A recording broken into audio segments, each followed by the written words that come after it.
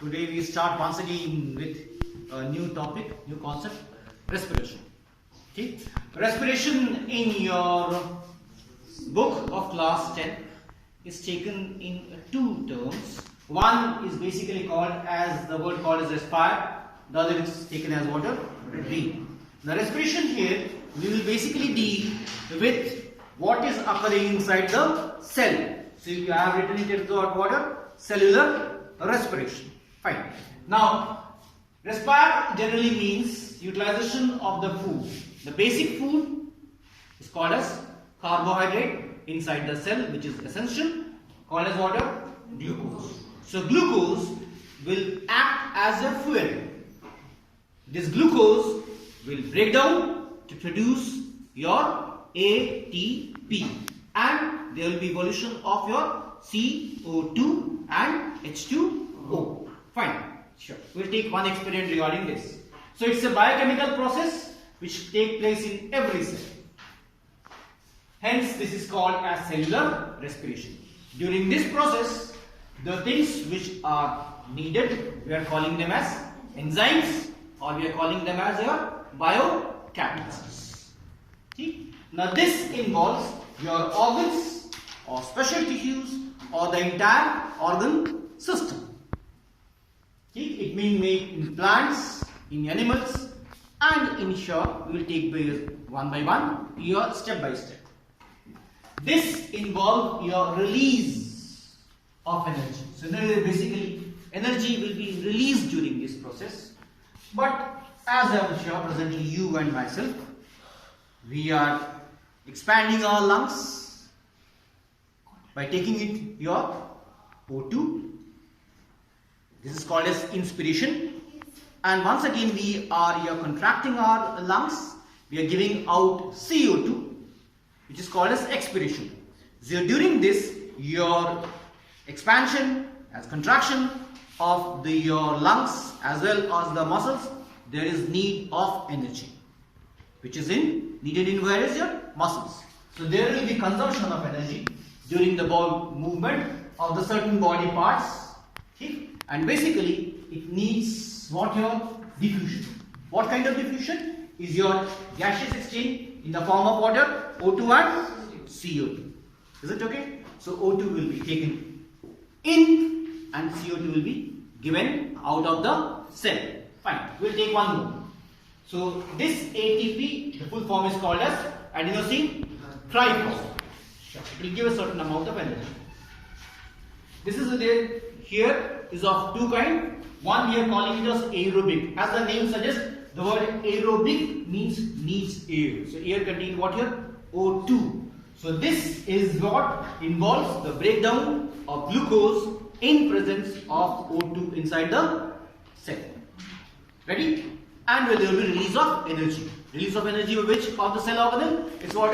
Mitochondria. Fine. So it involves breakdown of C6H12O6 glucose in presence of CO2.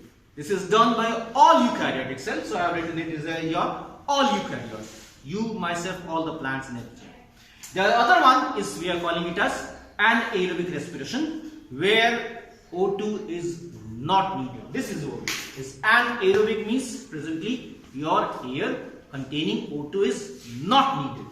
So anaerobic respiration, which once again involves breakdown of your glucose, and this occur in your yeast fungus, smaller fungus, unicellular ones, and then it occurs in your lactic acid bacteria, which we are calling it as lactobacillus, as well as in muscles when we do continuous exercise.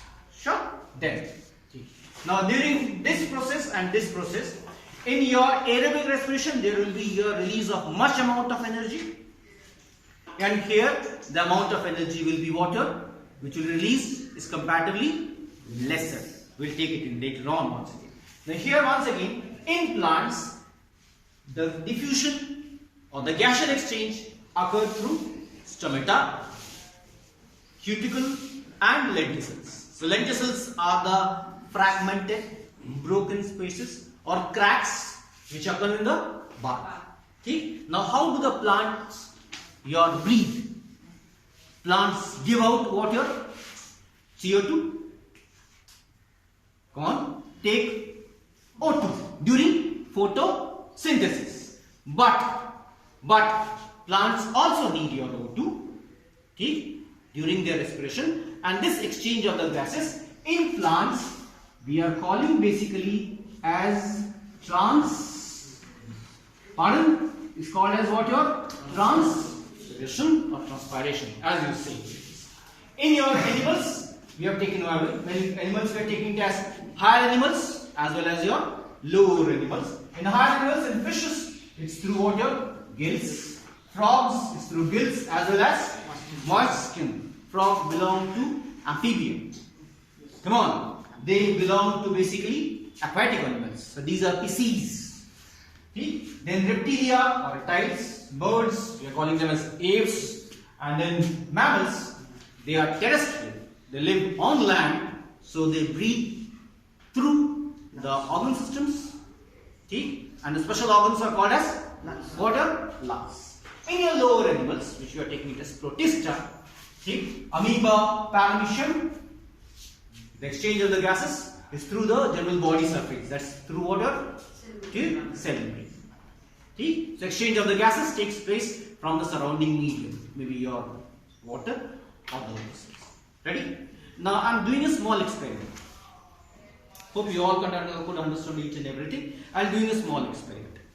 Now this plant will have your upper layer and outer epidermis, lower epidermis. So there will be what? Your stomata. So when we actually make the TS or tear the plant and we take out this here upper part and the lower part, focus on the microscope, put a drop of your water in the slide, rather over the slide, and see it under the microscope. We'll be able to see what? Your stomata. Ready? Now let's see what is basically called as evolution of. I'm taking as an acid. I'm taking simple chalk. Chalk is water, CO3. I'm taking it, small piece once again, and this is your acid. And in the acid, I'm putting here CaCO3. Any idea what will happen? Any idea what will happen? This is CaCO3. Just check. So as it is dropped, there will, if I'm just shaking, there will be evolution of water. See, there will be evolution of water. CO2. Is it okay? So CO2 is basically evolved during the process. Similarly, here itself, if it is we are taking during the breakdown of your C6H12O6, there will be evolution of CO2. There will be production of your water, and there will be release of water, ATP. This process of breakdown of the food, we are calling it as water respiration, and the same thing here, the gaseous exchange, we are calling this process as water breathing. Okay, could you all understand? Okay. Thank you.